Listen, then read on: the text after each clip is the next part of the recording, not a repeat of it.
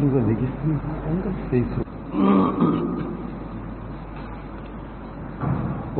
नमः सदेभ्यः। ओम नमः सदेभ्यः। ओम नमः सदेभ्यः।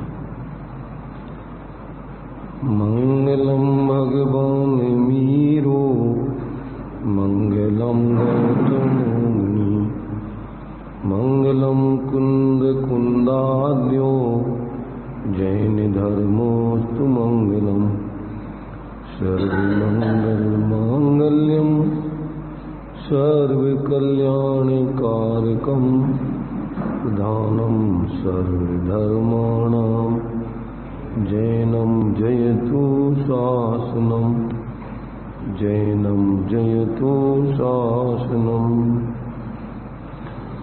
वंदितु सर्वसिद्धि सर्वमचलमणोवंगदिं पते मोक्षामि समय पाहुण मृणमो सुध केवली भणिदम्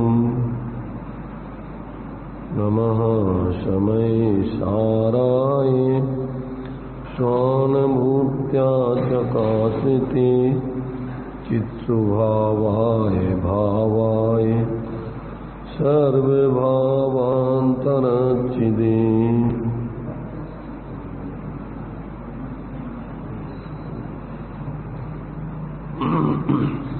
समय सार जी गाथा 17 और 18 एक साथ ये दो गाथाएं चलेंगी, क्योंकि एक गाथा में दृष्टांत दिया है, दूसरी गाथा में सिद्धांत है। उसी दृष्टांत के माध्यम से जिसको समझना है, तो इसमें आचार्य देव ने जो भी 16वीं गाथा में जिस उस एकत्व भक्त आत्मा की साध्य साधक भाव से आराधना करने के लिए जो उपदेश दिया था, उसी प्रकार यहाँ पर दृष्टांत देकर उसी एक आत्मा की आराधना कैसे की जाती है, सिद्धि कैसे की जाती है, उस बात को दृष्टांत देकर सरल तरीके से स्पष्ट किया है। क्योंकि दृष्टांत सब जीवों के अनुभूत होता है, लौकिक होता है, तो बात अपन को अच्छे तरीके से दृष्टांत से समझ में आ जाती है। और उसमें फिर वही बात अपन को जिस सिद्धांत को समझाने के लिए वो दृष्टांत दिया है, उदाहरण दिया है, उसके माध्यम से उस सिद्धांत को अपन समझ के अपना प्रयोजन साधना चाहिए। तो गाथा पहले पढ़ते हैं, फिर अपन उस विचार करेंगे। जहणाम को विपुरिसो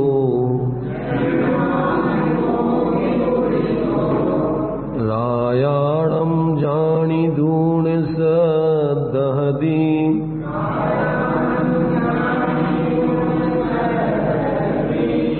तो तम अणुचरदि पुणो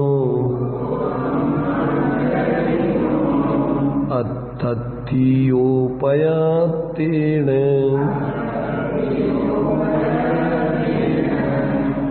एवं हि जीवराया प्रणादव्यो तहया सद्दहे दवो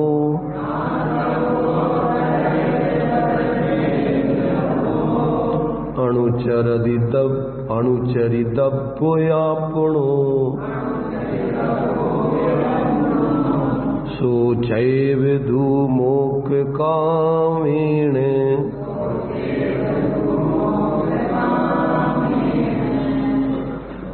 ज्यों पुरुष कोई नृपति को भी सद से था करी फिर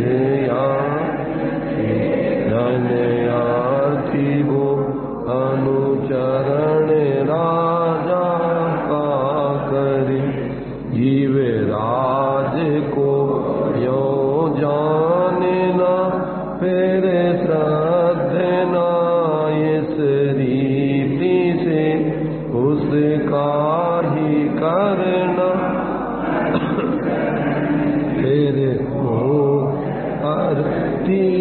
आत्मे से। देखिए क्या बता रहे यहां पर, कितना सरल दृष्टांत देकर के अपन को अपने स्वरूप की आराधना करने का यहाँ उपदेश दिया जा रहा है। यथा नाम, जैसे का अपि, कोई अर्थार्थी का पुरुषः, अर्थार्थी का माने अर्थ का, धन का, अर्थी प्रयोजनार्थी, इच्छार्थी, कामार्थी,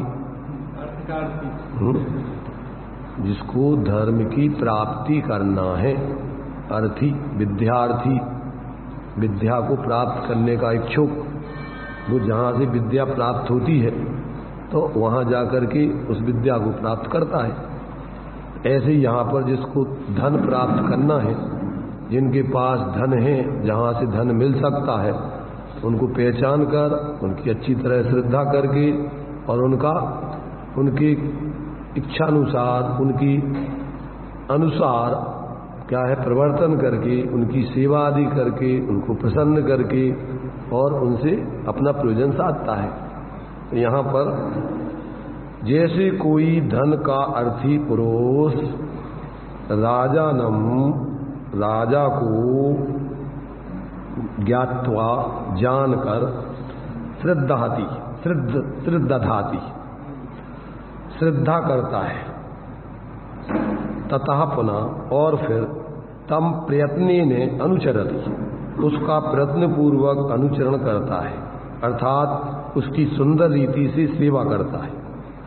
एवं ही, ये तो दृष्टांत है, इसी प्रकार मोक्ष कामेण, मोक्ष के इच्छुक को, मोक्ष माने सुखी होने के इच्छुक को, मोक्ष माने सुख, आत्मा की सुख रूप दशा वो मोक्ष दशा है।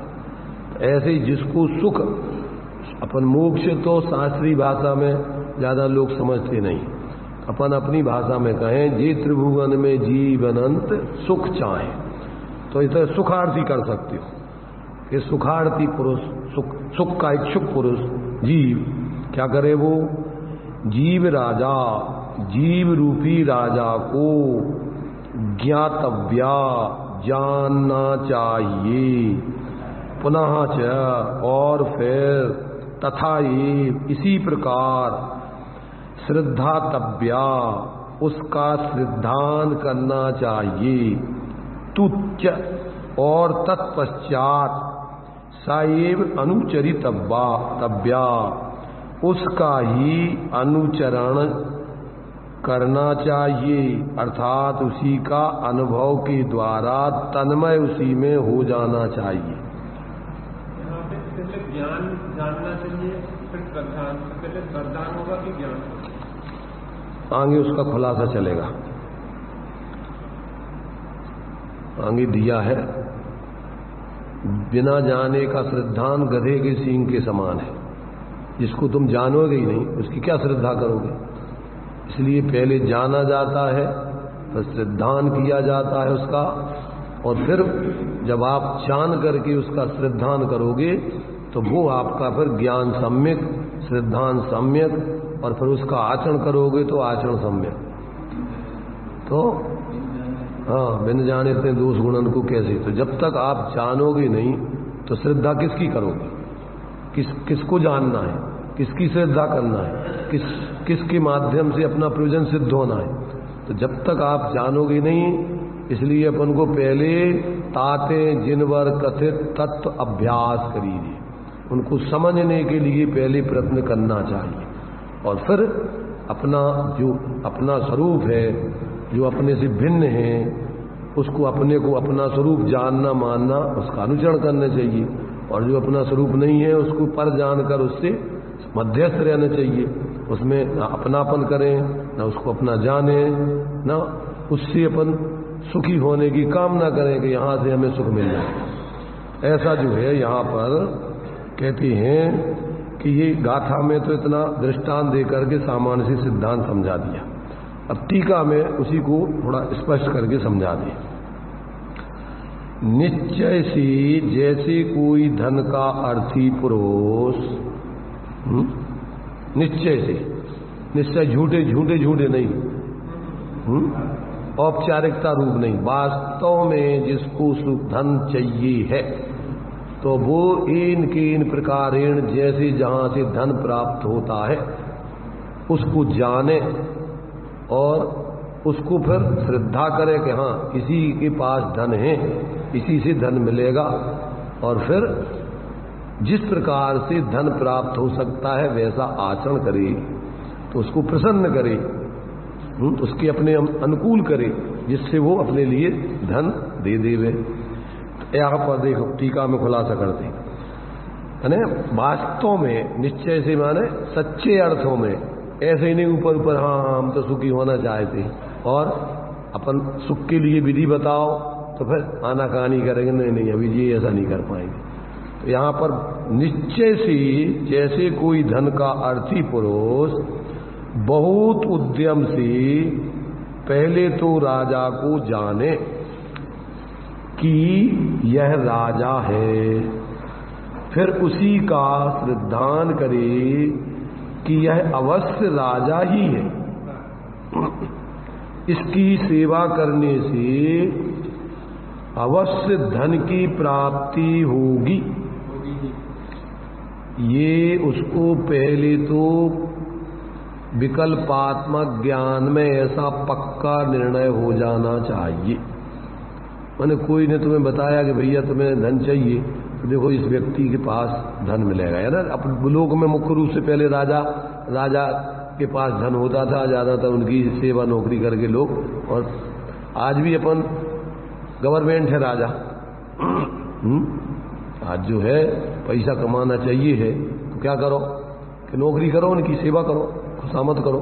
माने वो जो जिस प्रकार से गवर्नमेंट पैसा देती है, तुम काम करोगे तो उसको गवर्नमेंट पैसा देगी। ऐसे ही यहाँ पर राजा की जानकर, मानकर और उसका अनुचरण करके, तो आगे देखिए, तो ऐसा जाने और माने, इसकी सेवा करने से अवश्य धन की प्राप्ति होगी, ऐसा पहले तो उसको निर्णय होना चाहिए सविकल्प ज्ञान में। और फिर उसी का अनुचरण करे, अनुचरण करे माने क्या, सेवा करे, उसकी आज्ञा में रहे, उसे प्रसन्न करे। अनुचरण का अर्थ कितना लिया है, उसकी सेवा करे, आज्ञा में रहे, उसे प्रसन्न करे, जैसे बने तैसे उसको राजी करे, उसको खुश करे। दृष्टांत है लौकिक दृष्टि से, इसी तो दृष्टांत है। इसी प्रकार मोक्षार्थी पुरुष को, अर्थात जिसको सच्चे अर्थों में सुखी होना है, ऐसे सुखार्थी पुरुष को, क्योंकि आत्म को हित है सुख सो सुख, आकुलता बिन कहिए, और आकुलता शिव माही ना, ताते शिव मग लाग्यो चाहिए। तो मोक्ष कहो या शिव कहो या निराकुलता रूप पूर्ण अवस्था को, ये सब पर्यायवाची। तो लोक में ज्यादातर सुख को समझते हैं लोग, भैया हम सभी जीव जो कुछ कर रहे हैं सब सुखी होने के लिए कर रहे हैं, रात दिन प्रयत्न कर रहे हैं, दिखाई के लिए कर रहे हैं। जे त्रिभुवन में जीवनन, सुख चाहे दुखते भयवन। अब काम तो इसलिए कर रहे सब, परंतु सच्चे सुख के स्वरूप को जानते नहीं है।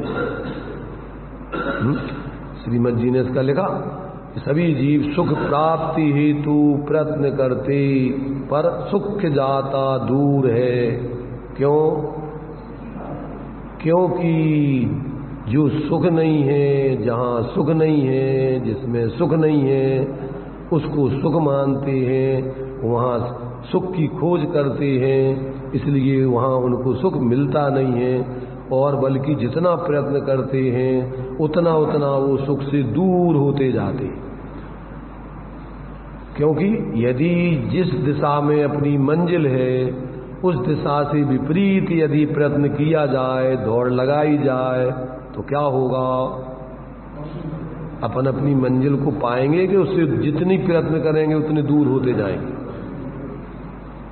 तो सुख तो है अपने आत्मा के स्वरूप में, आत्मा में, और व्यक्ति सुख की खोज करता है बाहर पंचेंद्रिय के विषय भोग आदि में, संयोगों में।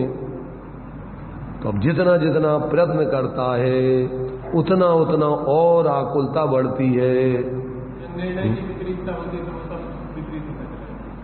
इसलिए सबसे पहले कि भाई पहले सुख कहाँ है,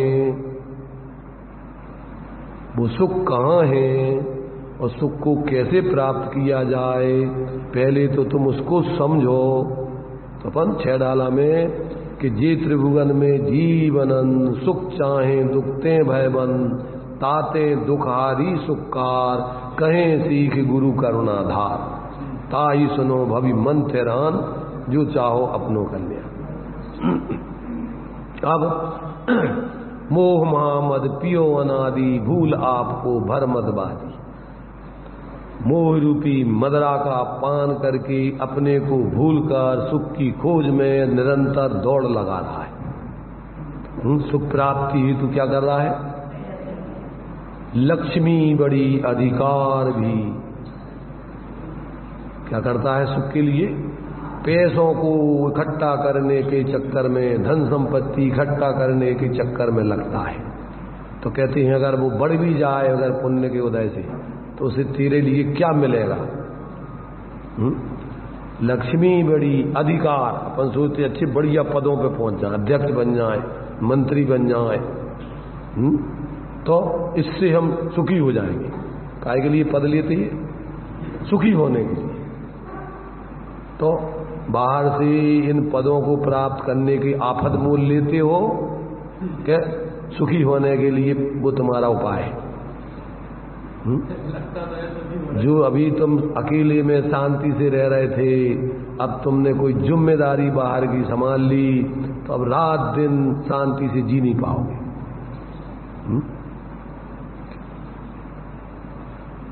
गणेश प्रसाद जी वर्णी ने लिखा अपना अनुभव कि अगर तुम शांति से रह रहे हो कुछ व्यवहार में और ज्यादा अशांति चाहते हो तो समाज के मुखिया बन जाओ। अब जब समाज के मुखिया बनने में भी कह रहे कि फिर समस्या है, तो फिर गांव के मुखिया बन जाओ, राष्ट्र के मुखिया बन जाओ, प्रांत के बन जाओ, तो क्या दशा होगी?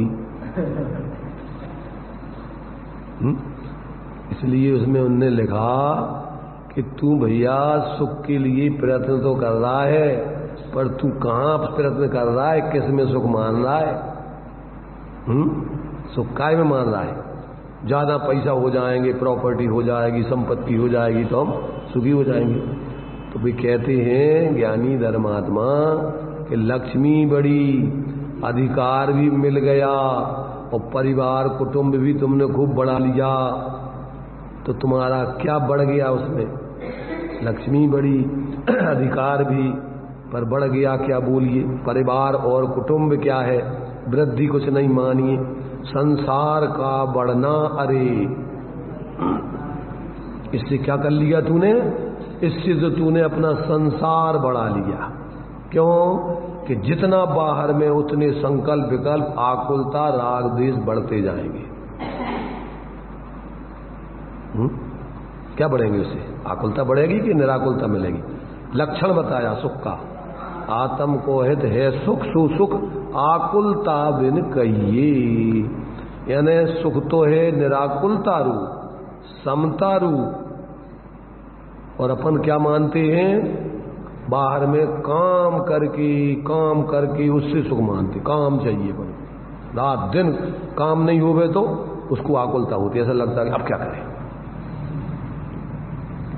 तो तेरी पहले तो ओंधा घड़ा है, पहले ही ओंधा घड़ा रख दिया, अब उसमें पानी भरेगा कैसे? ओंधे घड़े में पानी भर जाएगा? एक छुल्लक धर्मदास जी हुए, तो उन्होंने लिखा है कि पानी ओंधे घड़े में नहीं भरता, कच्चे घड़े में नहीं भरता, फूटे घड़े में नहीं भरता।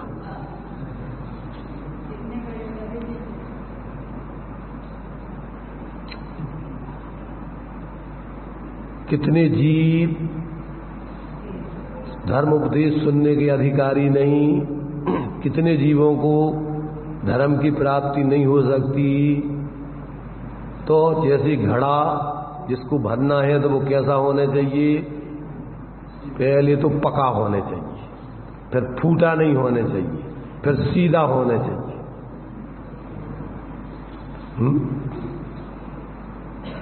तो पहले तो अपन को तत्व निर्णय करके पक्के होने चाहिए कि कहीं संसार में सुख नहीं है। सब विद संसार असारा, या में सुख ना ही लगारा। पहले तो तुम्हें ये पक्का निर्णय होने चाहिए कि संसार में कहीं कोई सुख नहीं है। जब तक अभी ये पक्का नहीं होगा तब तक अभी तुम्हारे लिए कोई धर्म मार्ग पे लगा नहीं सकता। तो कितने लोग हैं जिनको ये निर्णय हो गया कि संसार में कहीं कोई सुख नहीं है। सब विध संसार असा, सब प्रकार से संसार में किसी प्रकार यानी सुख नहीं, सब प्रकार दुख ही दुख है। और संसार 5 प्रकार से संसार बताया। बाहर के संयोग रूप संसार द्रव्य, बाहर के क्षेत्र रूप संसार, बाहर के काल रूप संसार, बाहर का ये भव रूप संसार, ये अपन को 4 गति 84 लाख योनियों के ये सही भाव मिलते। और विकारी भाव रूप संसार, इनमें कहीं कोई सुख नहीं है। कितने प्रकार का संसार? द्रव्य, क्षेत्र, अरु, काल, भाव, भव, ये 5 प्रकार का संसार है। इनमें व्यक्ति नहीं में उलझा रहता है। या तो बाहर के ये संयोग, शरीर आदि भोजन पान आदि शरीर की व्यवस्था बनाने संबंधी संयोग, और या फिर बाहर के क्षेत्र आदि, अपने लिए इतना क्षेत्र चाहिए, ये मिल जाए यहाँ, ये मिल जाए, ये हो जाए, यहाँ हो जाए अपना क्षेत्र, यहाँ जगह हो जाए अपनी, यहाँ हो जाए जगह, यहाँ सुख खोजता है। तो आचार्य कह रहे हैं भैया तूने ऐसा कोई पुद्गल बाहर में जो दिख रहे हैं, ऐसे कोई पुद्गल परमाणु माने घृत अघृत और मिश्र अनंत बार इन पुद्गल परमाणुओं को ग्रहण कर करके छोड़ा है तूने। ऐसे तू भूल जाता है कोई संयोग अनादिकाल से है ना, तो तूने अपने शरीर का अंग और भाव कर्म करके और द्रव्य कर्मों का ज्ञानावर्णादिक कर्मों का अंग बना के उसको तूने अनंतवार ग्रहण किया है। क्षेत्रों में भी 343 घनराजु प्रमाण ये लोक है, ऐसा कोई क्षेत्र नहीं बचा कि जहां तू रहा नहीं। इनको बंद कर दो, पीछे वो आ गए बता कबूतर घुस गए उसमें। तो क्या होगा कि बैठो, उसको बोलो मत अब तुम बैठ जाओ शांति से, उनको बैठे रहने दो। क्या कहा कि कोई बाहर के संयोग शरीर का अंग नहीं बनाया हो इन पुद्गलों को ग्रहण कर करके, और ऐसे तेने उस भावों के विकारी परिणामों के माध्यम से अपने ज्ञानावर्णादिक कर्मों के रूप में ग्रहण नहीं किया हो इन पुद्गलों को। ऐसे घृत अघृत और मिश्र सभी प्रकार से तूने अनंत बार इनको ग्रहण कर करके छोड़ा है। भूल जाता है तू, ये चीज नहीं मिली, ये चीज नहीं मिली, लड़ता झगड़ता रहता छोटी छोटी चीजों पर। ऐसे कोई क्षेत्र बाकी नहीं बचा 343 धनराजु प्रमाण कि जहां तूने जन्म मरण अनंत बार नहीं किया हो एक एक क्षेत्र पर। कौन सा क्षेत्र चाहिए अब तुझे? तो जब तक तू अपने द्रव्य को, अपने असंख्यात प्रदेश रूपी अमूर्तिक क्षेत्रों को और ऐसा जो त्रिकाल रहने वाला अपना स्वरूप है उसको, बाहर के वर्तमान भूत भविष्य संबंधी काल, तो ये पर काल है सब।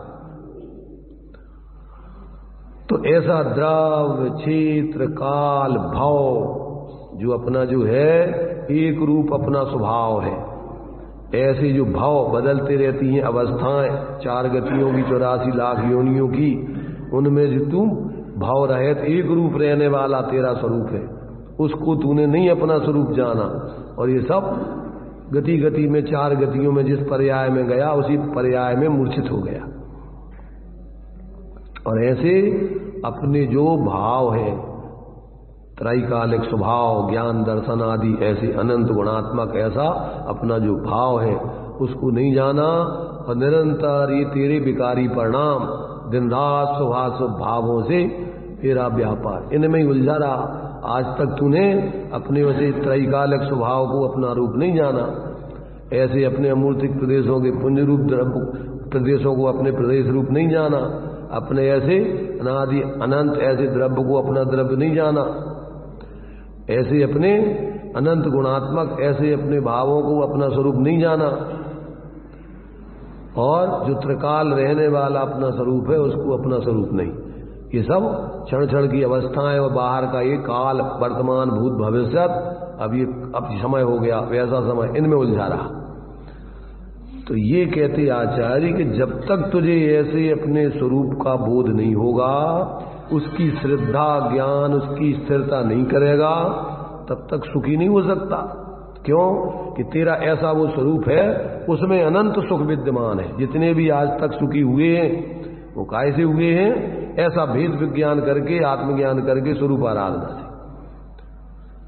जितने भी आज तक हुए हैं अर्थात सुखी हुए हैं पूर्ण, वो काय के बल से ऐसे अपने उस एकत्व भक्त निःशुद्धात्म तत्व की श्रद्धा ज्ञान लीनता पूर्वक, जो यहां कह रहे हैं कि अगर तुझे जैसे लोक में धनार्थी पुरुष राजा को पहले जानता है, अच्छे से जानकर फिर उसकी श्रद्धा करता है, फिर उसका आचरण करके उससे धन प्राप्त करके लोक में और अपने जीविका को चला करके सुखी होता है।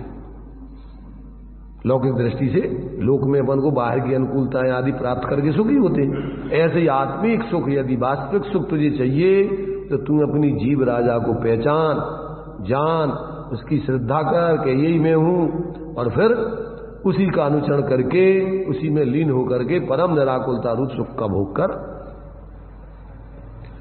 ये जब तक विश्वास, अभी अपन अपने अनुभव से सोचो कि अपन इस भाव में जितना जीवन जी लिया, अपन ने बाहर में कितनी उठापटक की, उसमें से कितना सुख मिल गया अपन को आज तक।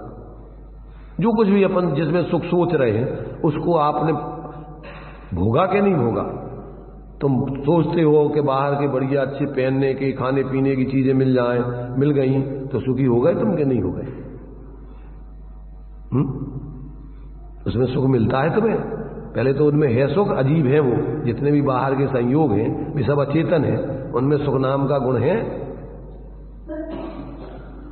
तो जब तक व्यक्ति को ये विश्वास नहीं आता है, जो बता रहा ना कि पक्का घड़ा और फिर साबुत घड़ा फूटा नहीं होने चाहिए, और फिर इसके बाद औंधा नहीं होने चाहिए, सीधा घड़ा, और फिर जहां पानी फिर आता है वहां उससे भरा जाए तो वो घड़ा भरा जाएगा। ऐसे ही अपना अपन को ऐसा जब तक सुख कहाँ है और सुख कैसे मिलेगा उसको पक्का निर्णय नहीं हो अभी पहले सविकल्प ज्ञान में, और फिर उसका अपन जिस तरीके से उसकी सिद्धि का उपाय बता रहे उसको नहीं अपनाएंगे तो अपन को शांति की गंध नहीं मिलेगी। अपन बोलते पहने से आत्म ज्ञान बिना सुख लेस न पायो। तो ये बात अपन को आज तक अपन को संसार में इतना अपन ने जीवन जी लिया, अभी तो अपन को देखो पता नहीं रहता है इस पर्याय का। अपन को पता है कि अभी अपन इस पर्याय में हैं, इसके पहले अपन कहाँ थे है कोई पता? अच्छा ये निर्णय करो कि अपन कहीं होंगे कि नहीं होंगे, कि आज ऐसी शून्य में ऐसे पैदा हो गए अपन यहाँ।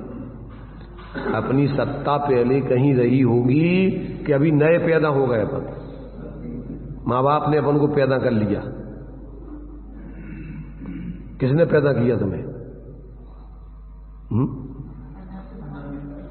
ये तो शास्त्रों की बात है, तुम अपनी बात बताओ। ये तो शास्त्रों में लिखा हुआ है कि जीव अनादि अनंत है। तुम्हें अनुभव में आया ऐसा जीव जो अनादि अनंत है? क्या तुम्हें अंदर में अनुभव में आया उसको? तुमने उसको देखा? तो अभी अपन को पहले तो शास्त्रों से ही बुद्धि लगा करके निर्णय करो, सोचो कि अपनी सत्तापन है कौन। पहले तो अपन ये जो अपन दिख रहे हैं ये अपन हैं कि जो अंदर देख रहे हैं, ये तो अपन थोड़ा बुद्धि लगा के, टाइम नहीं है व्यक्ति के पास सोचने का। मरते समय सिर्फ अकेला थोड़ा सा विचार आता है, कोई मर जाए तो थोड़े समय, अब तो वो भी टाइम नहीं है, मोबाइल देखते रहते हैं, मनोरंजन करते रहते हैं, वो तो जल रहा है, उसको कोई मतलब नहीं है। पहले तो थोड़ा विचार करके मरघटिया बैराग भी आता था, अब आजकल तो मरघटिया बैराग भी खत्म हो गया। तो अब इस व्यक्ति को समझाए कौन कि भैया तुम क्या कर रहे हो, तुम्हारा स्वरूप है कौन, मैं कौन हूं, आया कहां से और मेरा रूप क्या, संबंध दुखमय सुखमय कौन है, स्वीकृत करूं परिहार क्या, इसका विचार विवेक पूर्वक शांत होकर कीजिए। थोड़ा शांति से बैठ के विचार करो कि अपन कौन है। कभी सोचा क्या, अपन ने कभी सोचा, अभी तो अपन ने कौन है नाम रख दिया, माँ बाप ने, टोडामल जी ने अपना परिचय दिया, क्या परिवार के कुटुंब के मेला में आ गए तो नाम रखो सब टोडरमल, मिलकर के सबने नामकरण कर दिया, अपना नाम रख दिया सुरेश चंद, विमल कुमार, राजेश कुमार। तो अपन क्या मान रहे, अब जिंदगी भर अपन को वही एक दो, अपन विमल कुमार है, अपन सुरेश कुमार है, अपन राजेश है। पर कौन है ये राजेश, किसका नाम है ये राजेश, किसका नाम है विमल, किसका नाम है? अरे ये तो अपन ने नामकरण लोक व्यवस्था अपन 4 निक्षेप है ना, तो ये नाम निक्षेप आरोप कर दिया, लोक व्यवहार चलाने के लिए निक्षेप होते हैं ये। तो ये औपचारिक लोक व्यवहार चलाने के लिए नाम है, ये तुम्हारा असली स्वरूप नहीं है। ये तो अपन ने एक असमान जाति द्रव्य पर्याय मिली जुली दशा है, इसमें जीव अलग है अंदर। जब जीव निकल जाएगा तो इस मुर्दे को कोई पूछने वाला नहीं है, क्षण में ले जाके जल्दी करो जल्दी करो। तो ये अपन थोड़ा विचार तो करो कि अपन जब तक यहां हैं और यहां किस कारण से रह रहे हैं, बताओ तुम्हें कौन रखे हुए, भोजन करने से रह रहे हो, क्या कौन तुम्हारे लिए यहां सुरक्षा दे रहा है, गवर्नमेंट की सुरक्षा से रह रहे हो, तुम यहां किस कारण से रह रहे हो, और यहां कब तक रहना है, तुम्हें है कोई पता कि नहीं है? यहां अपने लिए कब तक रहना है किसी के पास कोई इसके बारे में हिसाब किताब? कोई सोच नहीं है किसी के पास है?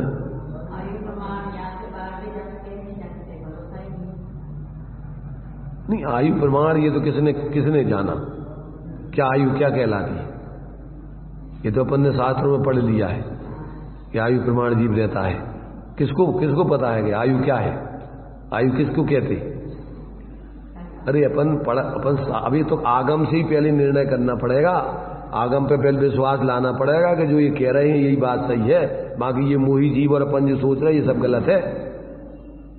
इसलिए सबसे पहले कहा आगम का सेवन, इसको जब तक इस पे सेवन जब ही करोगे कि जहां इसमें जो बातें लिखी हैं वे सही हैं, पहले तो तुम्हें ही आने चाहिए जब इस आगम की बात। अब ठीक है ये तो शास्त्रों की बातें हैं, तो शास्त्रों की बातें हैं क्या सही बातें हैं, तो ये शास्त्रों की बातें हैं जब वास्तव में यथार्थता है, ये यथार्थता है। अब इस पर विश्वास नहीं आए तो इसको कौन, अपन तो स्कूलों की वो तो यथार्थ लगती है, डॉक्टरी स्कूल की लौकिक पढ़ाई तो अपन को यथार्थ लगती है कि जी हमारे लिए व्यवस्था, इससे हमारी व्यवस्था बनेगी, इससे हम सुखी होंगे, तभी अपन पूरे प्राणपण से बच्चों को भी पूरे वहां बिल्कुल, अगर पढ़ नहीं पा रहा है तो उसको ट्यूशन लगाएंगे, जो भी करेंगे उसको घर पे पढ़ाएंगे, सब व्यवस्था बनाएंगे। और इस बारे में कितना प्रयत्न है अपना, इस पे विश्वास कितना आता अपन को?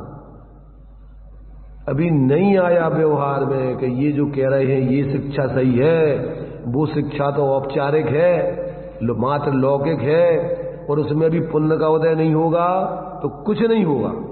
कितना भी पढ़ाते जाओ, कुछ भी करते जाओ, कुछ भी नहीं पढ़ पाओगे। और विषय में क्या हो जाएगा कि विषय में बुद्धि खराब हो जाए तो सब, हमने बड़े बड़े पढ़ाई करने वाले ज्यादा बुद्धि लगाई तो विक्षिप्त हो गए, दिमाग खराब हो गया उनका। क्यों कि ज्यादा दिमाग पर जो है बाहर का लोड रखो तो सामर्थ्य ज्यादा होते ही है, अगर अपने सोचने से तो स्क्रू ढीले पड़ जाते, वजन जैसे ज्यादा लोड लाद दो ना गाड़ी पे तो क्या होता है?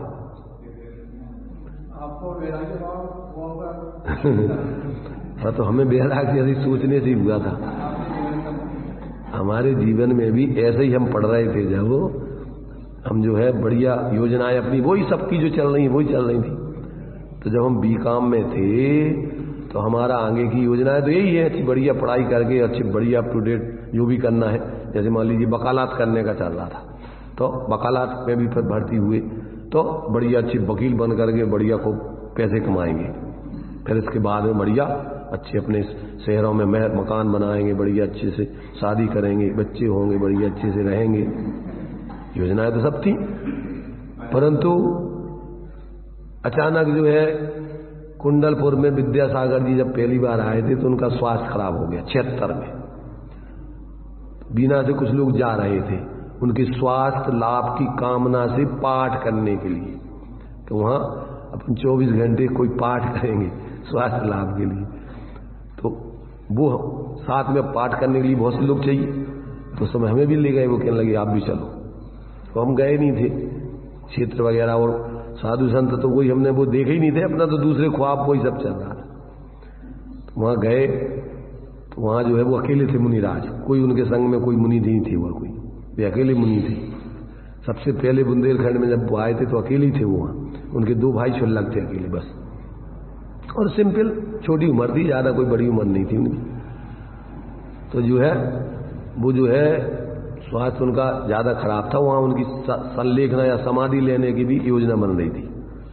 तो वो जो है तुम्हारे जो कटनी वाले पंडित जी थे जगन मोहन लाल जी, वो थोड़ा सिद्धांत वगैरह ज्ञान उनको सब था। तो उन्होंने कहा भैया अभी समाधि लायक आपकी दशा नहीं है, अभी तो आपको जैसे बने तैसे स्वास्थ्य लाभ लेने चाहिए। तो फिर बाद में वैद्य वगैरह से व्यवस्था बना करके उनके स्वास्थ्य वगैरह को मैंने ठीक हो गए बाद में। तो उस समय हमने उनको देखा था, जिस समय तो नई उम्र थी उनकी भी और हम भी नई उम्र की थी। तो देख करके उनके जीवन को कि एक बार विधि पूर्वक भोजन मिल जाए, बढ़िया भोजन करके आते हैं पेड़ के नीचे आराम से। उधर कुंडलपुर में ज्यादा धूमधाम नहीं थी, आजकल तो बहुत कार्यक्रम चलते रहते सब बहुत, पहले बिल्कुल प्राकृतिक दशा में कुछ नहीं, शांति से वो जो पुराने क्षेत्र था वैसे ही वैसी दशा, और बढ़िया सब पेड़ वगैरह बस चारों तरफ लगे हुए हैं, लोग जाकर के आराम से कहीं भी बैठो, गर्मी का डम हो कहीं, तो उस समय वो जो है वहां पेड़ के नीचे बस आहार करके आए, पेड़ के नीचे बैठे रहते दिन में अपने शांति से, और लोग जो जाते थे बस वहीं उनके दर्शन वगैरह करते थे। तो उस समय वहां उनको देखा था हमने, तो देख करके हमारे जीवन में सोचना चालू किया कि यार ये जीवन है इनका, ये अपन जी रहे, ना अपन को रात का खाने का ठिकाना है, दिन का है, ना कितनी बार खाना है, क्या खाना है, होटलों में भी खाना। अब कॉलेज लाइफ में तो सब उस समय इसी स्थिति से जीवन जीते, फिर भी अपन ऐसा करते हैं और चैन अपन को शांति नहीं है। और इनको देखो ये शांति से जी रहे हैं आराम से, बढ़िया एक बार भोजन कर लेते हैं और बढ़िया 24 घंटे बढ़िया अपने शांति से जीते बैठ के। इसमें अपन को शांति दिख रही और अपन को तो शांति नहीं 1 मिनट की, रात दिन परेशान होते रहते पर। ये जीवन अच्छा है, ऐसा अंदर में सोचना चालू किया।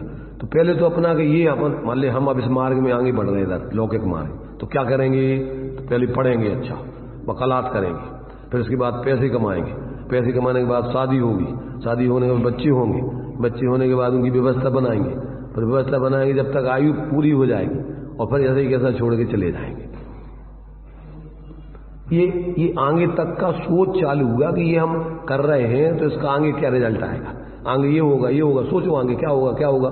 तो बीच में ही तुम योजनाएं तुम्हारी पूरी नहीं कर पाओगे, मर जाओगे। अब मर के फिर कहां जाएंगे, क्या होगा, क्या है अपन कर क्या रहे, अपन मूल में अपन है क्या, अभी अपन पहले कहां थे। अब चिंतन चालू हुआ, अब चिंतन चालू हुआ तो उसका तो कोई अंत नहीं आवे कि क्या है, सब भ्रमित स्थिति कि है क्या है। नहीं उसमें हम तो समाज के संग गए थे, दोस्त वगैरह नहीं थे हमारे, हम तो समाज के साथ में गए थे। तो अब ये हमारा चिंतन चालू हुआ, अब उसका कोई अंत ही नहीं देखे कि है क्या है। अब पढ़ाई मढ़ाई में मन उचट गया, अब धंधे पानी में खाने पीने में भी मन उचट गया कि सत्यता क्या है, ये वास्तविकता क्या है। अब इसकी खोज में बस अब वो चिंतन, बस रात दिन आप वो कहीं मन ही नहीं लगे, सोचना चालू। तो उस स्थिति में खाना पीना में भी रुचि नहीं, धंधे पानी में भी रुचि नहीं, पढ़ने में भी रुचि नहीं। तो लोगों को थोड़ा अटपटा लगने लगा कि भैया इनको क्या हो गया, किसने कुछ कह दिया कि कुछ बीमारी हो गई, कि कोई परेशानी आ गई। जब हम रुचिपूर्वक कोई कार्य नहीं करें तब सब लोग, घर के लोग, वो लोग पूछने लगे भैया क्या बात हो गई? हम कहे कोई बात नहीं हो गई। अब बात क्या हो गई? अब निर्णय करने के मार के भाई बात है बढ़िया।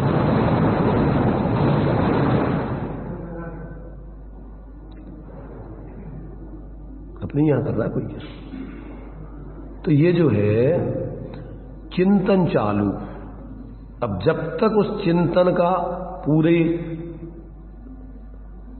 आखिरी निर्णय तक नहीं पहुंच जाए तो अब मन ही नहीं लगे कहीं। अब वो चलता रहा, 2 साल तक ये चलता रहा। उसी बीच में हमारी बीकॉम की पढ़ाई भी हो गई। उसके बाद फिर अब बिना निर्णय के अब आगे लोग गए भैया अब तुम्हें क्या करना है, अब क्या करना है? तो उन्होंने कहा नहीं, अगर पढ़ना है आगे तो शादी कर लो, अब ये कर लो। कि भैया हमने कही अभी शादी तो नहीं करना है अभी, तो फिर अब नहीं करोगे तो कुछ ना कुछ तो करो। तो अब चलो पढ़ाई करते हैं अभी। तो अभी औपचारिकता में फिर लॉ में एडमिशन ले लिया। अब पढ़ाई में तो मन लगता नहीं, 1 साल 2 साल तक उसका अध्ययन किया।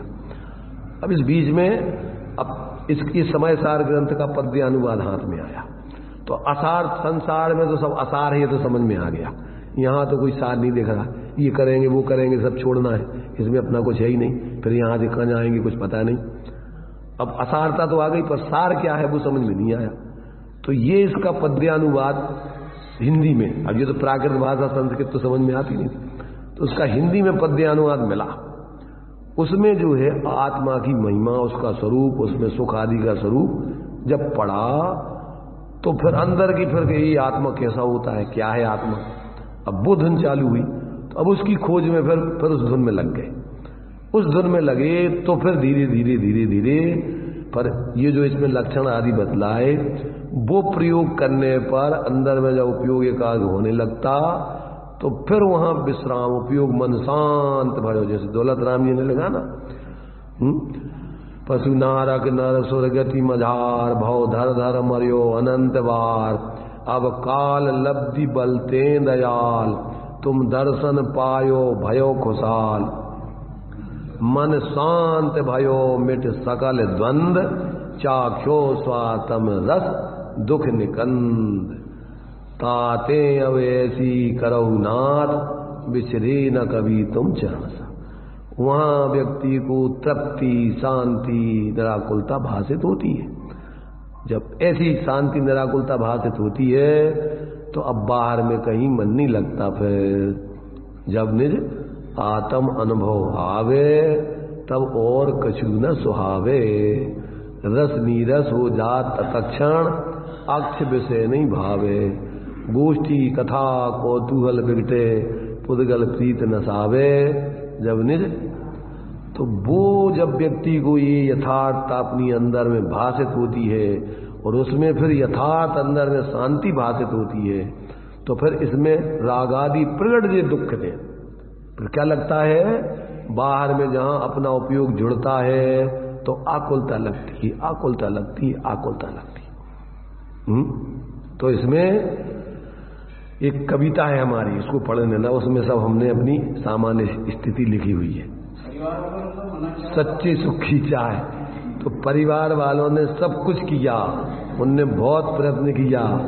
कई जगह लड़कियां दिखाने जबरदस्ती ले गए, कई जगह लड़कियां उनने देखी, हम तो जा करके नाश्ता करके चले आते थे। समझ रहे ना, उन्होंने कई स्थानों पर जबरदस्ती ले जा करके कि नहीं नहीं तुम तो करो, अभी एक छोटा भाई है उसकी भी शादी होना है, तुम ऐसे क्या करोगे। बहुत प्रयत्न किया। अब तुम्हारे प्रयत्न से क्या है, जम्मू स्वामी की जबरदस्ती शादी भी कर दी तो अब तुमने जो करना है, जिनको शादी जिनने की है भेजा ने, हमारी तो कोई रुचि है नहीं। तो अब भी ले गए जबरदस्ती, तो चले गए तो अपने जो वहां पर एक औपचारिकताएं होती हैं, लड़की से श्रृंगार सजा करके नाश्ता पानी लाया जाता है, खाया जाता है, तो खाया पूरा सब फिर आगे पूछा कि अब क्या विचार है। हमने कि हमारे विचार तो कहे कि अपना तो जो विचार है कि भैया अपन को तो शांति से आराधना करना है।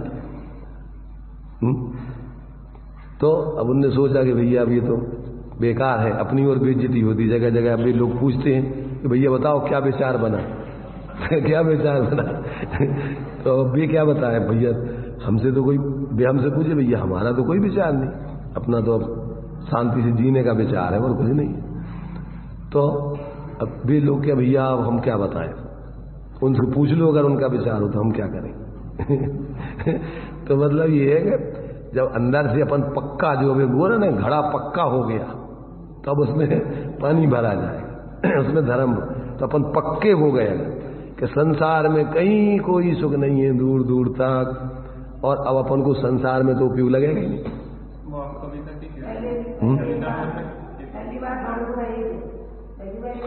इधर तो हम बाद में आए, फिर 10 साल उधर तो 76-77 से वहीं पर 8-10 साल तक तो हम सब साधु संतों के साथ में मैंने सब निर्णय करके वहीं प्रयोग करते रहे।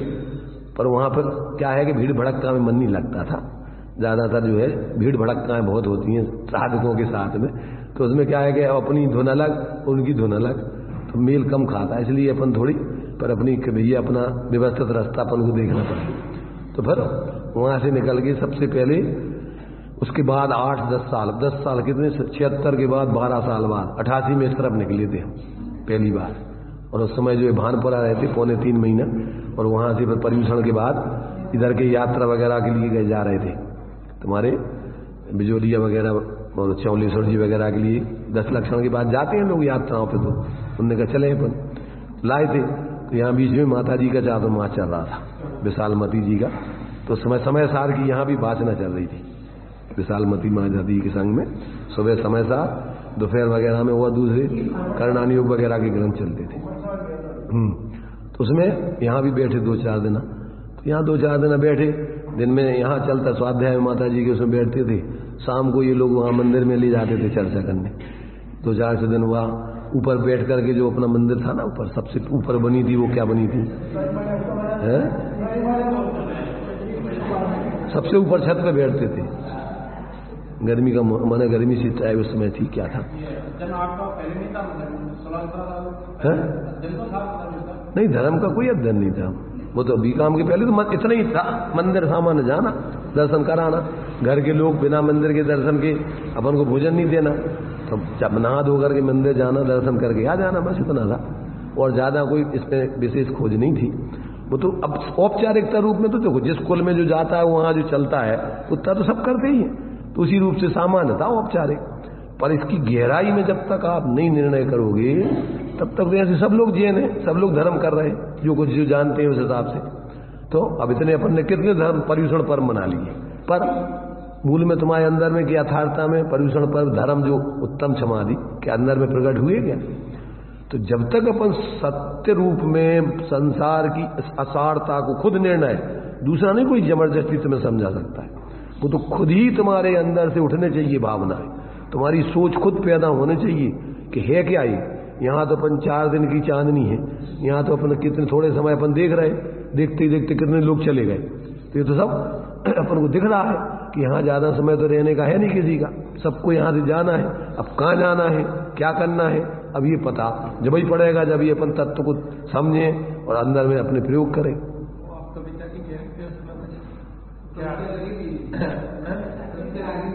अब कविता तो वो है वो नहीं, उसमें तो अब वो हमारे मुंह से तो ठीक है, उसको सुनाने के लिए भी तो टाइम फिर चाहिए, अभी 2 मिनट है। अब वो तो सार में तो देखो क्या है, अपन उसमें तो सार में इतना ही है कि सच्चे सुख की चाह में व्यक्ति परद्रव्य में ही सुख खोजता रहता है। उसमें तो जो पंक्ति थी ना, थी सच्चे सुख की चाह, माने सच प्यास दिया उसमें, थी सच्चे सुख नहीं थी सच्चे सुख की प्यास, पर करता था पर से आस, सुख कहाँ खोजते थे, पर पदार्थों में सुख की खोज कर रहे थे, प्यास तो थी सुख की, तो थी सच्चे सुख की प्यास, पर करता था पर से आस, पर वो उसमें जितने प्रयत्न किए निकले सब मृग मरीच का गिरास। उनमें क्या है, जितना भी अपन बोलते ना कि जैसे मृग मरीच का जानते ना, मृग मरीच का क्या कहलाती, माने वो जो अपन बोलते हैं कि पानी दिखता है उसमें है तो है नहीं, उसमें पानी है क्या, तो वो दिखाई देता है अकेला, ऐसे ही पर पदार्थ में अपन को लगता है जैसे इसमें अब मिल जाएगा सो अब मिल जाएगा, तो जैसे वो जल नहीं पावे प्राण गमावे भटक भटक मरता और वस्तु पराई माने अपनी। अब इसमें अपन रात दिन इसी में लगे, इसमें जो लिखा था थी सच्चे सुख की प्यास, करता था पर से आस, सुख पाने किए बहुत प्रयास, पर निकले सब मृग मरीचिका की रास। मृग मरीचिका जैसे जितना जितना प्रयत्न करता है उसमें तो और प्यास बढ़ती जाती है, और पानी तो मिलता नहीं है। तो सब पर निकले सब मृग मरीचिका की रास, पर हम हुए नहीं हताश, करते रहे प्रयास, लगन थी सच्ची, होनहार थी अच्छी। पक्का घड़ा पक्का निर्णय हो गया तो संसार असार है। अब यहां तो सार नहीं है, पर सार कहां है अब इसको खोजना है। इसलिए लगन थी सच्ची, होनहार थी अच्छी। होनहार अपनी अच्छी हो तभी जो ये सब चीजें अपन को प्राप्त हो सकती हैं। तो फिर क्या हुआ कि पाया ज्ञानी गुरुओं का वचन प्रसाद, ये अपन को प्रसाद है, प्रसाद। पाया ज्ञानी गुरुओं का वचन प्रसाद, आया था जिन्हें सच्चे सुख का स्वाद। किन्ने लिखी ये ग्रंथ? जिनको अंदर में सच्चा आत्मिक सुख मिल गया, उन्होंने ये सब समय सार जितने भी गिन से लिखे आत्मा जीव माने साधकों ने, वे सब अपने अनुभव पूर्वक लिखे। तो पाया ज्ञानी गुरुओं का वचन प्रसाद, आया था जिन्हें सच्चे सुख का स्वाद, दिखाया जिसमें सच्चे सुख का रास्ता। शास्त्रों में दिखाया सच्चे सुख का रास्ता, जो सुख सदा सबके ही पास था, पर मैं था उससे बिल्कुल अनजान। उस सुख से क्या था? बिल्कुल अनजान, कुछ नहीं पता कहां है, कैसे करता उस ओर प्रयाण। अब उसकी प्रवृत्ति कैसे करता जब अनजान थे, जानते नहीं थे। पर उसके पाए बिना नहीं दिखा निज कल्याण, अतः अपनी अंतः प्रज्ञा को जगाया, उस रास्ते पर चलने को उसको उकसाया, अपने लिए स्वयं को राजी किया। वह अनजानी यात्रा अकेले चलना है ध्रुव कार्य, चल सकते हैं वही जिनके पास हो विवेक व अति धैर्य। जल्दी जल्दी उतावलेपन का काम नहीं है यहां। तो जब तक मिल नहीं जाए तब तक शांति से खोज करते रहना करते। क्यों कि बाहर का तो पक्का निर्णय हो गया कि यहां तो सुख नहीं है कहीं। तो यहां पर कहते हैं कि वही चल सकते हैं जिनमें हो विवेक व अति धैर्य। विवेक पूर्वक, मूर्खता पूर्वक, भावुकता से काम नहीं चलता यहां। उस अनजाने रास्ते पर चलने को अपने मन को लगाया, पर चंचल मन को वह रास्ता बिल्कुल रास न आया। चंचल मन तो अपना कभी इधर भटकता है, कभी उधर, यहां कुछ नहीं है, इधर चलो उधर चलो। पर चंचल मन को वह रास्ता बिल्कुल ही, वह रास्ता चंचल मन को रास नहीं आया। वह अनेक बहाने बनाता, संशय में पड़ जाता, ना जाने क्या क्या भय दिखाता। अपना मन जो है अपने लिए बहुत भटकाने का प्रयत्न करता है। जहां तहां वह अड़कर रह जाता, नहीं करना हमको, छोड़ो इसको, बहुत क्या है इसको फालतू की चीज। मैं उसे बहुत समझाता, मैंने अपने ज्ञान से बार बार अपने मन को कि भैया वो और क्या है, कहां जाओगे। तो मैं उसे बहुत समझाता, अनेक ज्ञानियों के अनुभव सुनाता। देखो भाई इतने ज्ञानी हो चुके, उनको कैसा कैसा जीवन में उनकी भी समस्याएं आई हैं, उनने भी इन समस्याओं से घबराए नहीं है, उनने भी अपने जीवन में इन संघर्ष करके अपने कार्य को सिद्ध किया है। तो क्या करते, अनेक ज्ञानियों के अनुभव सुनाता, उसके भय और भ्रम को भगाता। किसके? मन के, अपने मन के भय को और भ्रम को भगाता। तब कहीं वह आगे चलने की कुछ हिम्मत जुटाता। वह अननुभवी बछड़ों की तरह, नए बछड़ों को अपन जोतो ना जब, तो वे क्या करते हैं, वह अननुभवी बछड़ों की तरह कभी तेज दौड़ लगाता, कभी थक कर रुक जाता, कभी पुरानी यादों में खो जाता। कौन? अपना खुद का ही मन, जिन अनुभव है जहां जहां तो वो बार बार इधर उधर उछल कूद करता है। मैं एक अनुभवी कृषक की तरह, एक किसान जो जोतना चाहता ना बछड़े को, तो वो क्या करता है, बहुत शांति से उसकी पीठ थपथांगे। देखो वो क्या करता है, मैं एक अनुभवी कृषक की तरह बार बार उसकी पीठ थपथपाता।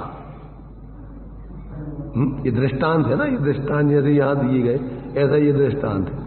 तो बछड़ों को अच्छे उसकी बड़ा पीठ थपथपाना, हाथ फेरना पड़ता है, जब कहीं वो थोड़ा विश्वास उनको आता है कि नहीं ये अपने हितैषी है, ये अपना अहित करने वाले नहीं है।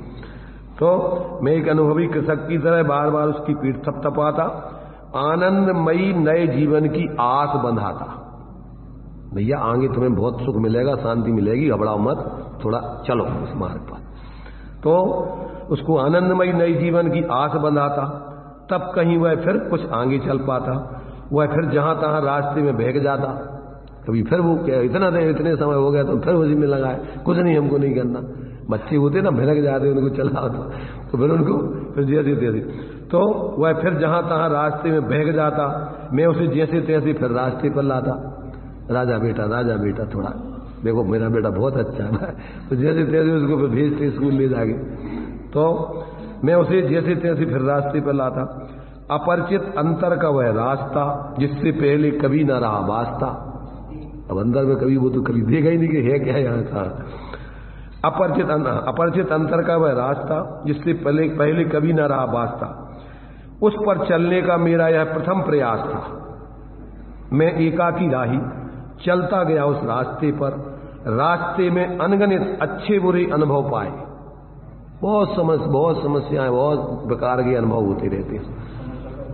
लोग खड़े होते विरोध में, कहीं कोज, बहुत प्रकार के, पर क्या है, रास्ते में अनगिनत अच्छे बुरे अनुभव पाए, पर मुझे उनसे क्या। कोई व्यक्ति अच्छे भी मिलते हैं, बढ़िया तुम्हारा सही, कोई विरोध में खड़े हो जाते, तो सब अच्छे बुरे अनुभव सब मिलते, पर मुझे उससे क्या। मेरा तो था एक ही पक्ष, मुझे पाना था शीघ्र अपना लक्ष्य। मुझे तो अपनी मंजिल के भैया, मुझे तो सच्चे सुख को चाहना है और मुझे और कुछ नहीं। तो मेरा तो था एक ही लक्ष्य, मुझे पाना था शीघ्र अपना लक्ष्य। मैं अकेला राही चलता गया। मेरे पास था ज्ञानी गुरुओं का अनुभव और स्वयं की प्रज्ञा का बल। क्या था? जिनने अनुभव किया था उन ज्ञानी गुरुओं के अनुभव का बल और स्वयं की, माने उनका जो है अनुभव और स्वयं की प्रज्ञा का बल, स्वयं की निर्णय पूर्वक की जागृति, आगम का सेवन, युक्ति का अवलंबन। जो चार चीजें बता रहे ना वहां पर अपन ने पढ़ रहे थे न्याय के उसमें, क्या एक तो अपन को सानिध्य में 25% काम तो पहले अपन को देव सास गुरु के सानिध्य से हो जाता है। सच्चे सत्संग से 25% काम आपका हो जाता है। 25% आप अपनी खुद की बुद्धि लगा करके उसको निर्णय करो,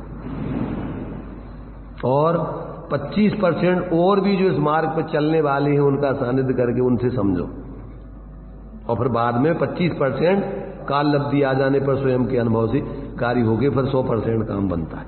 तो वही बात इसमें है।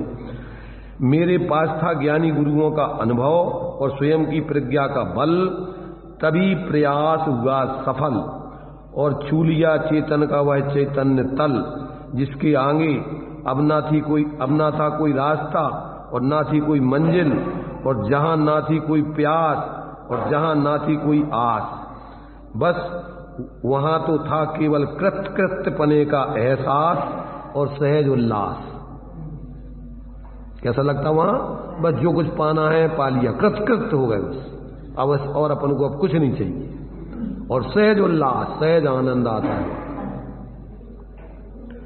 तो वहां तो था केवल कृत्यपने का एहसास और सहज उल्लास। अब बार बार अंदर जाता हूं और बाहर आता हूं, अंदर के अनुभव से बाहर के अनुभव को मिलाता हूं, तो धरती आसमान का अंतर पाता हूं। सोचता हूं सदा अंदर ही क्यों नहीं रह जाता हूं, पर बार बार बाहर क्यों आता हूं। पर यह पूर्णता अपूर्णता का, साधना और साध्य का अंतर है। जब तक अभी पूर्ण अपन बीतराग दशा प्रकट नहीं हो जाए तब तक उसी में लीनता सदा के लिए नहीं बनती। तो ये साधना और साध्य का, साधना के समय पर तो अभी उपयोग आपका वहां लगेगा, फिर हटेगा, लगेगा। जब तक आप पूर्ण साध्य की सिद्धि नहीं है तब तक ये चलता रहेगा। तो बार बार क्यों आता पूर्ण, तो ये पर वह पूर्णता का, साधना और साध्य का अंतर है। साध्य की पूर्ण सिद्धि तक यही क्रम चलता रहेगा। स्वभाव रस बढ़ता रहेगा, विभाव विष टलता रहेगा, और परिणति में अंतः कमल खिलता रहेगा। अपना स्वरूप परिणति में विशेष प्रकट होता जाएगा, और एक दिन परिणति में अंतः कमल पूर्ण खिलेगा और फिर खिला ही रहेगा, सदा खिला ही रहेगा। ओम शांति। आपके विराट काल में ऐसा कर्म का अनुभव आया हुआ जो आपको अंदर से लगा है? ऐसे कर्म का उदय भी आया हुआ आपके इस काल में, मतलब जो आपको नहीं, कर्मों का उदय का मतलब ये हुआ कि अपने ज्ञान का जागरण। कर्म के उदय तो क्या है, चले ही रहे, अपना ज्ञान का विशेष जागरण हुआ और अपनी होनहार अब अच्छी आने का समय आ गया।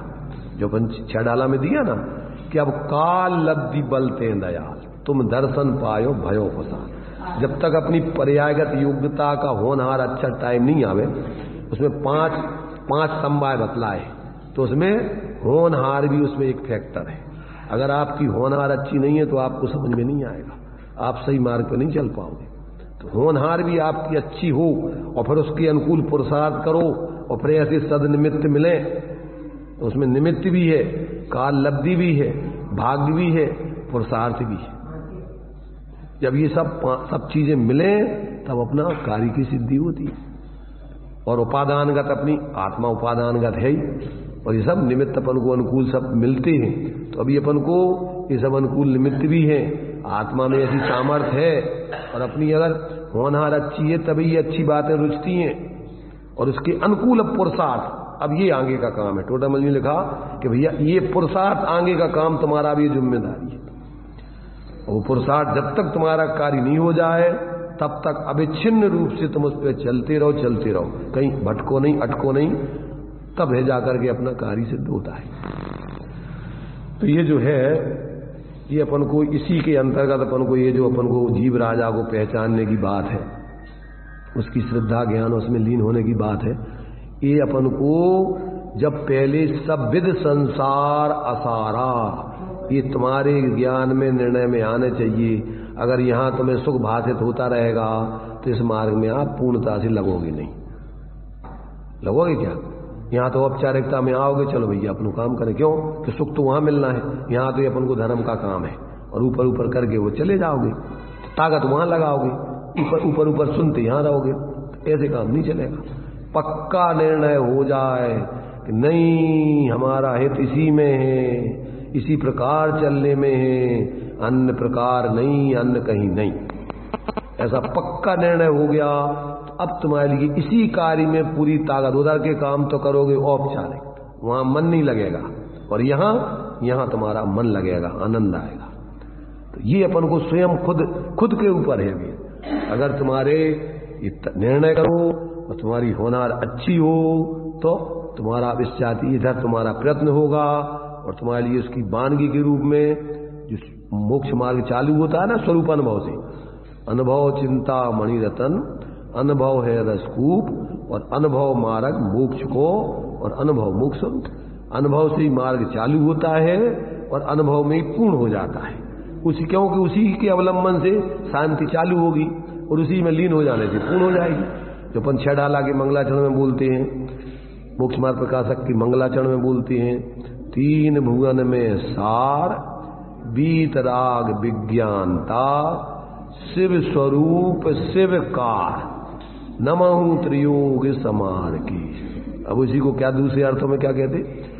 मंगलमय मंगल करन, बीतराग विज्ञान, नमो ताई जाते भये, अरहंतादि महान। इसी से जितने महान जीव हुए नरमात्मा, सम्यक दृष्टि से लेकर और सिद्ध तक, वे सभी इसी अपने स्वरूप की आराधना से हुए। अभी उसी बात को यहां कह रहे हैं कि उसी आत्मा की साध्य रूप में और साधन के रूप में एक ही की आराधना करना है। साधन माने मोक्ष का मार्ग, साधन माने मार्ग, और साध्य माने मंजिल। तो मार्ग भी उसी से चालू होगा और मंजिल भी उसी में ही तुम्हारी पूर्ण हो जाएगी। कहीं अलग मार्ग और मंजिल नहीं है, उसी के अवलंबन से शांति का मार्ग चालू होता है और उसी में पूर्ण लीन हो जाने पर पूर्ण शांति प्रकट हो जाती है। तो ये अपन को कहते हैं, इसके अलावा कोई साध्य की सिद्धि का उपाय नहीं है।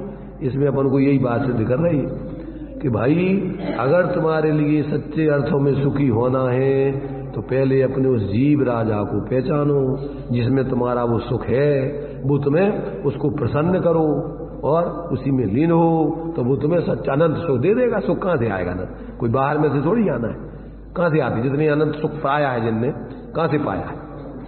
बाहर में से, अपने में से, अपने में ही है वो। अपनी शक्ति की व्यक्ति अंदर से करके एकाग्रता से प्रकट करना है। इसलिए अगर अपन को ये बातें रुचती हैं, देखो भव्य जीव की लक्षण दिया है पद्मनंदी पंचविंशतिका में। भव्य माने जो आगे भगवान बनने वाला हो, या जो भगवान बनने की अंदर में जो रुचि पैदा, माने उसको ये बातें, कौन भव्य है? लक्षण। अपन समझ सकते हैं कि ये भव्य आगे नियम से भगवान बनेगा, तो उसका लक्षण दिया है। क्या दिया? चित प्रति प्रीत चित्तेन येन वार्तापि ही सुता सा निश्चितम भवेद भव्यो भावी निर्वाण भाजनम। क्या अर्थ हुआ? जिसको अपने चैतन्य स्वरूप आत्मा की बात सुनने में रुचती है, अच्छी लगती है, चित प्रति प्रीत चित्ती ने, प्रसन्न चित्त होकर के जिसको लगता है सुनने में मजा आता है, तो क्या होता है उसको? चित प्रति प्रीत चित्ती ने ये वार्ता भी सुता, जो सुनता है इस बात को, रुचि। जब हम पढ़ते थे गुरुकुल में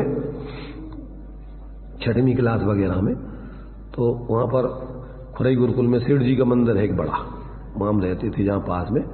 तो शाम को जब मंदिर जाते थे तो वहां पर स्वाध्याय चलता था, और स्वाध्याय में ये सब चर्चा जी चलती थी।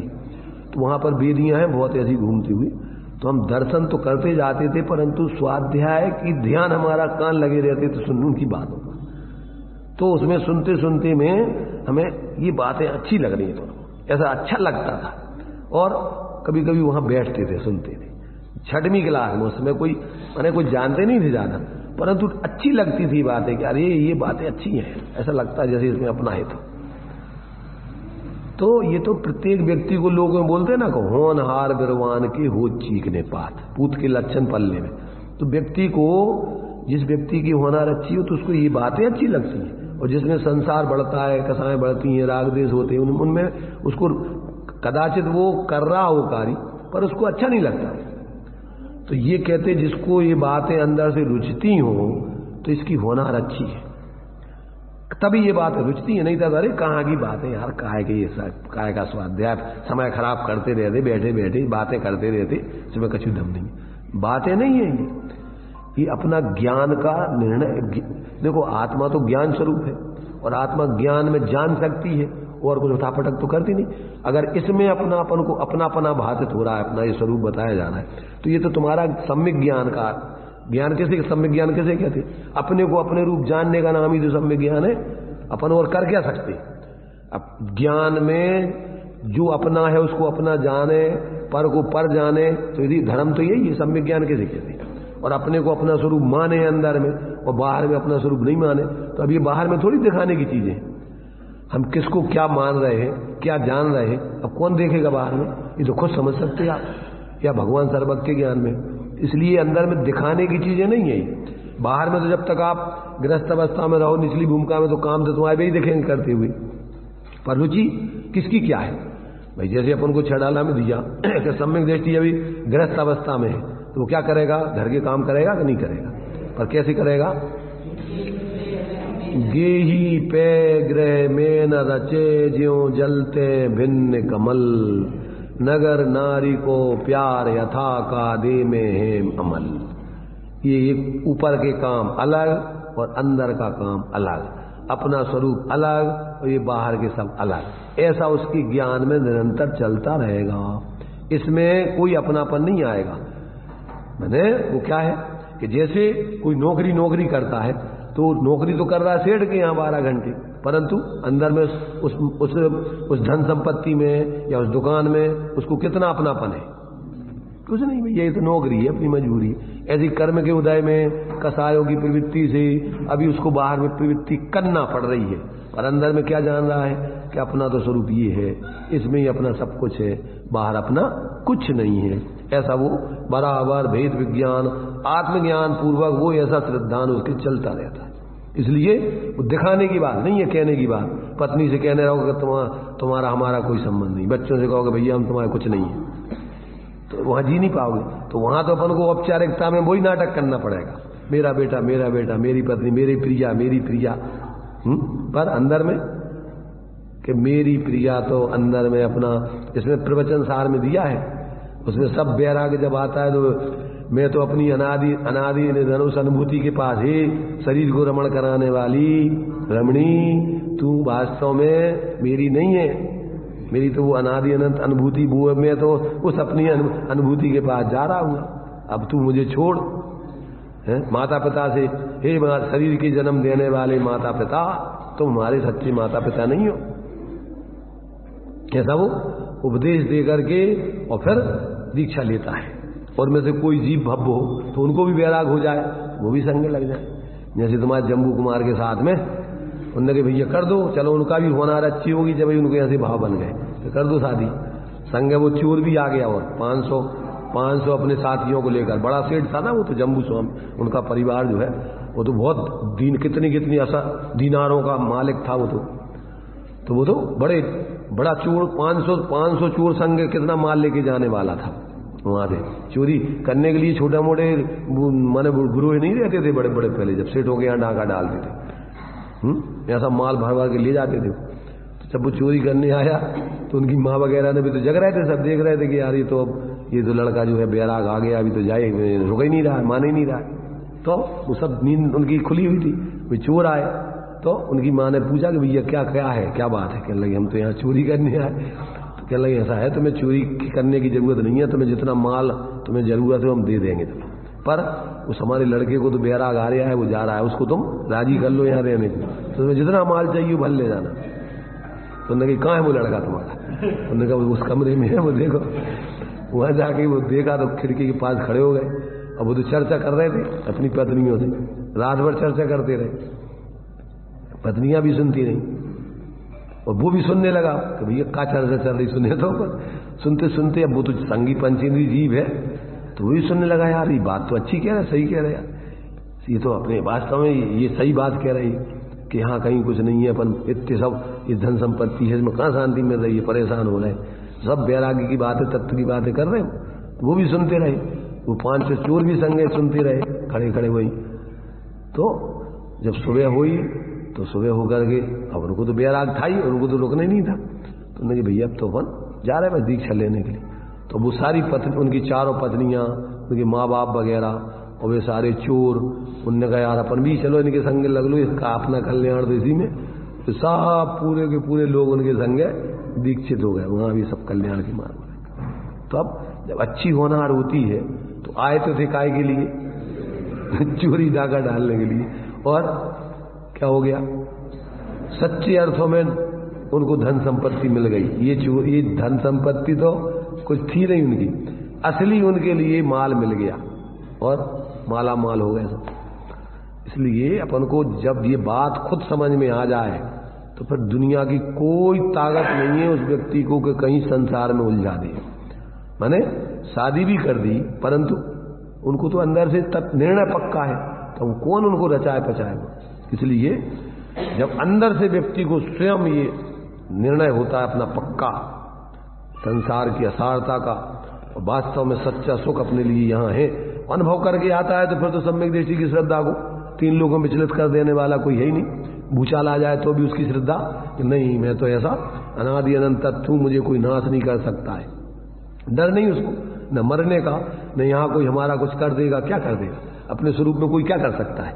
एक वस्तु में दूसरी वस्तु का कोई प्रवेश ही नहीं, इसलिए वो तो ऐसा निर्भय होकर के न लोक का भय, न उसको मरण का भय, न अगुप्ति, न आरक्षा, न आकाश में कोई डर नहीं होता, निश्चिंत होकर अपनी आराधना करता है। इसलिए वो बढ़िया मस्ती से जब तक अभी पूर्ण आराधना नहीं हो जाती तब तक इस मार्ग में चलते हुए पूर्वकृत बंधे हुए कर्मों की जो परिस्थिति बनती है उसको ज्ञाता बन करके, तमाशा गीर बन के जानता रहता है, उसमें विचलित नहीं होता है। पुण्य के उदय में हर्षित नहीं होता और पाप के उदय में विचलित नहीं होता, दुखी नहीं होता। ऐसा जो है ज्ञानी अपने जीवन में धीरे धीरे पुराने बांधे हुए कर्म सब निर्जित होते जाते हैं, नए भाव बिगाड़ता नहीं है, मोह करता नहीं, इसलिए बंध होता नहीं। क्रम क्रम से सब बंधे हुए कर्म है वो निर्जित होते, अपने बेकारी भावों का भी पूर्ण अभाव होता और एक दिन पूर्ण आत्मा ज्ञाता दृष्टा शांत निराकल होके अपनी परम दशा पा लेती। तो ये अपन को इसमें अपन को आचार्यों ने अपने तरीके से वही बातें जो हमने अपने तरीके से बताई, इसी बातों को अपन को यहाँ विस्तार में समझाया जा रहा है कि भैया प्रत्येक जीव का हित है, अगर है तो अपने स्वरूप की आराधना को छोड़ के कोई नहीं है।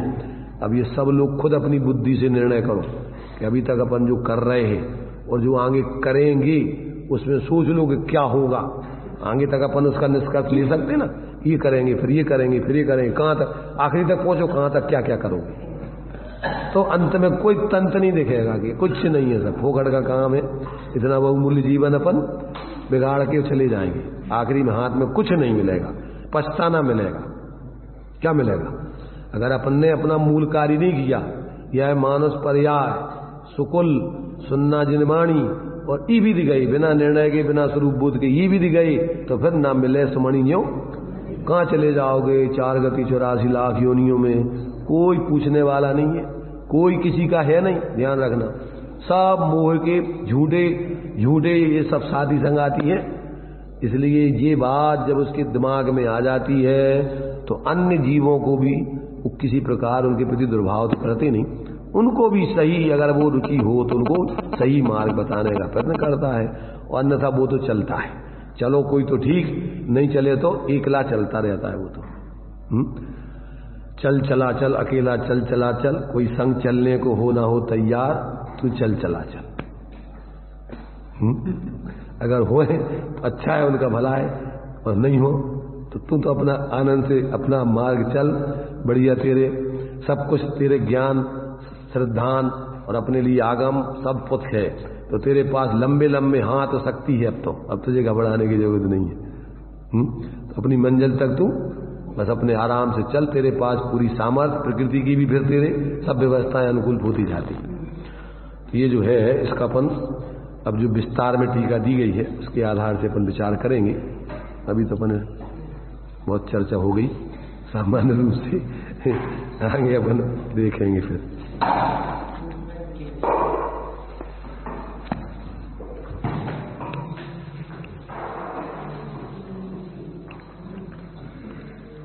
संसार लगने लगा अब आसा, निज गायक की सुधि आई। यतियों के मार्ग की महिमा पास, प्रेक्षा मन भाई। आज इतनी सारी बातें मिली कि शब्दों में प्रो पाना बहुत मुश्किल लगता है। हमारे जीवन की भी हमें घटना याद आती है। जब हम पैदा हुए तभी हमारा विवाह तय हो गया था, शादी तय हो गई थी। उसके बाद जब छोटे थे तो त्यागी जी रानीपुर आए तो हम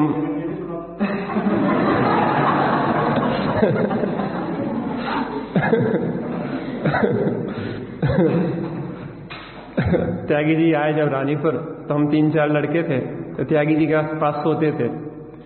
सोते सोते उनका जीवन देखते थे, रात में अपने बैठे हैं तो ध्यान कर रहे हैं, स्वाध्याय कर रहे हैं। तो ऐसा लगता था कि वास्तव में जो जीवन आनंदमय है, जिसमें हम लगे हैं इसमें कुछ भी नहीं है। तो वहीं से दृष्टि बदली, तो फिर लगा कि अपन को तो यही मार्ग चुनना है। और त्यागी जी समय समय पे आते रहे, सानिध्य जी मिलता रहा। तब स्वाध्याय का तो उतना नहीं ज्ञान था, लेकिन जीवन तो पढ़ना जानते थे। तो हमारा विवाह तय हो गया था, तो मामा के यहाँ जहाँ पे शादी तय हुई थी तो वहाँ ले जाते थे, तो हमारा दामादों जैसा स्वागत होता था। वहाँ पे होटल था जिनके यहाँ शादी तय हुई, तो बढ़िया वहाँ पे अच्छी खूब आवभगत होती और गिफ्ट भी दी जाती थी। जब बड़े हुए तो हमें तो पता पड़ा बाद में कि ऐसी ऐसी बात है, तो हमारा तो मन नहीं था। जब 24-25 साल के हो तो वहाँ से सूचना आई कि अब शादी कर लेना चाहिए। हमने कि हमें तो पता नहीं किससे क्या हो गया है। तो वहाँ से जब सूचना आई तो हमने कि हमारा तो विचार नहीं है। तो मम्मी ने ऑफर रखा कि हमारा एक बड़ा लड़का है 2-3 साल, उससे कर दो, कि नहीं करेंगे तो उसी से करेंगे। हमने कि तुम जाना तुम्हारी जाने, हमें तो विकल्प नहीं है। और धीरे धीरे सानिध्य का जो प्रभाव रहा और आपके सानिध्य में मार्ग मिलता गया। सही बताया कि हम तो बहुत कमजोर रहे और आत्मबल भी बहुत क्षीण था, लेकिन त्यागी साहब का इतना आत्मबल है कि उनके साथ रहते रहते जैसे एक ऊर्जा प्रवाहित होती है। तो आज हम ये कह सकते हैं कि वास्तव में तो महाभाग्य से हमें ज्ञानी जन मिले हैं और आज तो हम अपने को बहुत भाग्यशाली समझते हैं। अगर कोई हमसे पूछे कि मोक्ष कितना दूर है तो ऐसा लगता है कि एक हाथ ही दूर रह गया है, अब ज़्यादा दूर हमारा मोक्ष नहीं है। श्रीमद जी ने कहा है कि बस तू एक ज्ञानी को पकड़ ले, उसके चरण पकड़ ले, तेरे मोक्ष मुक्ति निकट है। और इसी गाथा में 17वीं गाथा में यही कह रहे हैं, पहले ज्ञानी को जान फिर श्रद्धान कर, यह अवश्य ही ज्ञानी है, और फिर प्रतीति कर और उनका अनुचरण कर, उनके निकट रहे, उनकी बात को मान, उनकी सेवा कर, अवश्य ही मोक्ष मिलेगा। ऐसे ही जीव राजा हूँ ऐसा जान, श्रद्धान कर और उसका अनुचरण कर, तो तुझे अवश्य ही मुक्ति सुख की प्राप्ति होगी। इसी मंगलमय भाव।